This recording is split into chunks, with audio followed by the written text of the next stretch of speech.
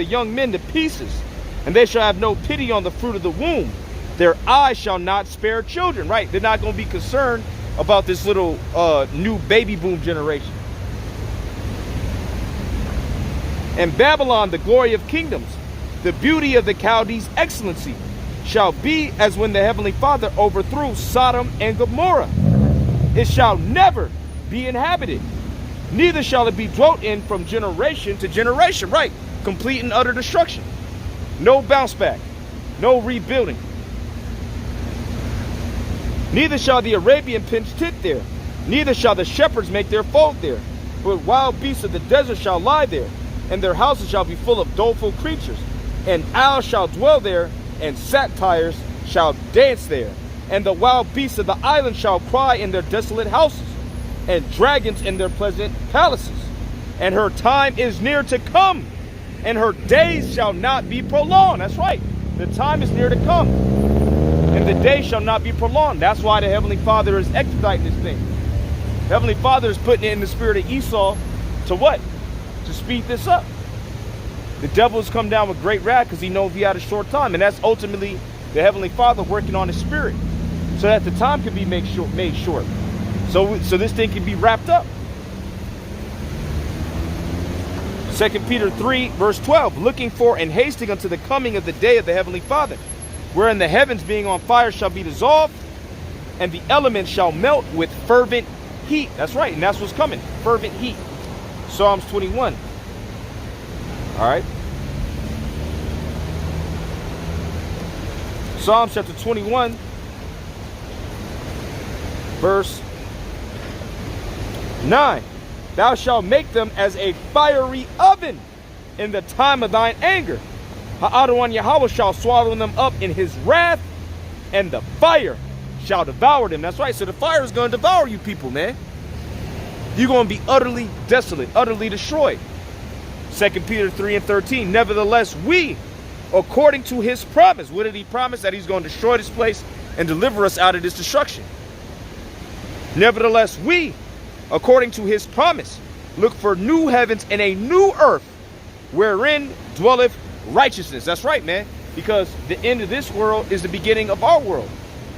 All right, the world to come, which is a world of righteousness. Revelation chapter 21, verse 3. Let me start at the top. And I saw a new heaven and a new earth.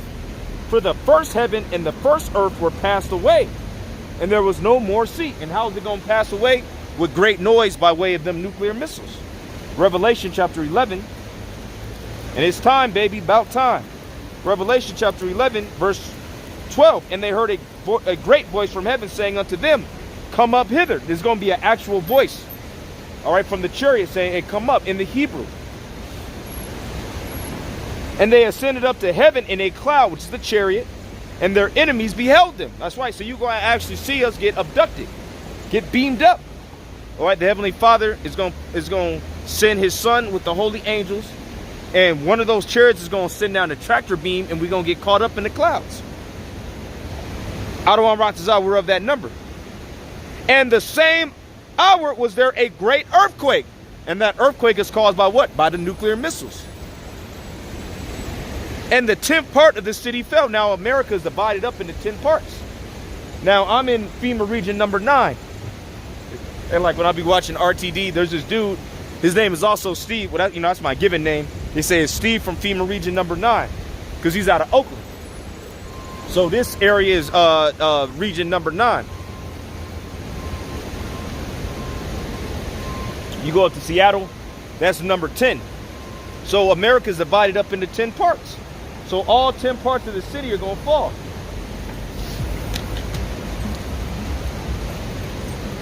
And the 10th part of the city fell. And in the earthquake were slain of men 7,000, which that's a complete number. So meaning everybody is going to be annihilated. And the remnant were affrighted and gave glory to the power of heaven. That's right. You right, the remnant are going to be affrighted. That's going to be what? That's going to be a scarce deliverance. And going to give what? Going to give glory to the power of heaven. Hey, Barakateh Yahweh Shemiah Shah. The second woe is past, and behold, the third woe cometh quickly. That's right, because this is all part of World War III. And that's the end of World War III. See the rockets and the back and forth and the throwing the rocks. See, that's only going to be for so long. Eventually, they're going to up the ante. Eventually, it's going to become a nuclear war. It's the book of Isaiah, chapter 9, verse 5. For every battle of the warrior is with confused noise and garments rolled in blood. That's conventional warfare. Or you watch a period piece from the so-called Middle Ages, the Dark Ages, or during the Roman Empire. You have horses, you have chariots, you have shields, you have spears. All right, people get hit, they start leaking. All right, the horses start neighing, men are crying. That's conventional warfare. But this shall be with burning and fuel of fire. Right, so this is going to be with burning and fuel of fire. By way of what? The nuclear missiles. And the same hour was there a great earthquake, and the 10th part of the city fell. And in the earthquake were slain of men 7,000. And the remnant were affrighted and gave glory to the power of heaven. Go into that earthquake. Let's go to the book of 2nd Esdras, the 16th chapter. 2nd Esdras chapter 16, verse 13, 12. The earth quaketh, and the foundations thereof, and the sea arises up with waves from the deep, and the waves of it are troubled. And the fishes thereof also before her out of wine, and before the glory of his power. That's right, the earth is going to quake because of what? These missiles, for strong is his right hand, that bendeth the bow. His arrows that he shooteth are sharp, and shall not miss, when they begin to be shot into the ends of the world. Showing you this ain't talking about no regular bow and arrow. A bow and arrow can only go so far. This is talking about, even if this is an expert marksman, it's only going to go so far. See, these arrows are going to be shot from one end of the heaven to the other. From one end of the world to the other. Showing you that it's talking about what? The nuclear missiles, which are referred to as arrows. This is book of Isaiah 13, verse 5. They come from a far country, from the end of heaven, even Ha'adawan Yahweh, and the weapons of his indignation, to destroy the whole land. That's right, the whole land is going to be desolate, which is going to usher in a what? A new heaven and a new earth, wherein dwelleth righteousness. Revelation 21:1. And I saw a new heaven and a new earth, for the first heaven and the first earth were passed away, and there was no more sea. You see that? So the first heaven and the first earth is going to be passed away with a what?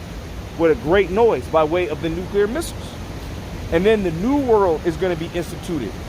The world wherein dwelleth righteousness. Let me read that again in Peter. Then I'm going to jump to 2nd Esdras 6 and I'll wrap up. All right?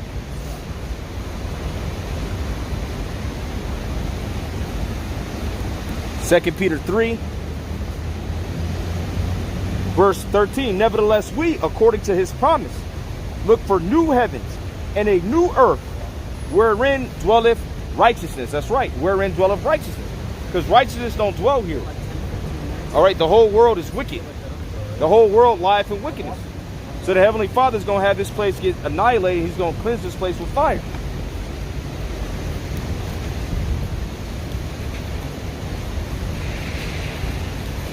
And that will help to usher in an everlasting world of righteousness.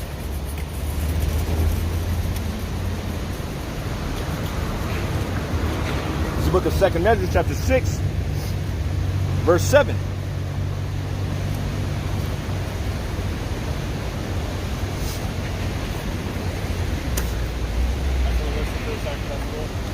Second Esdras 6 and 7. Then answered I and said, what shall be the parting asunder of the times?